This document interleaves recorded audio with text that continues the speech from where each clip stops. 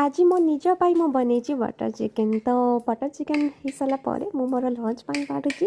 Lunch रे मु नेची butter chicken ता सह भात एंड डाली आ लेंबू लुण एतिकी हेले आउ हेला आ कोन दरकार कहले संग घरे जेहेतु केही नाहंती समस्तक बाहर आज लंच करिवार अछि। तो मु मो एकुटिया बसिकी आज लंच करूची जहाँकि मते भल लागुनी। खास मो पाई मु बनेची बटर चिकेन। तो टेस्ट करी देखिया केमती लागु। टेस्ट तो भल थिला तो मु मोर बसिकी खाइली आउ।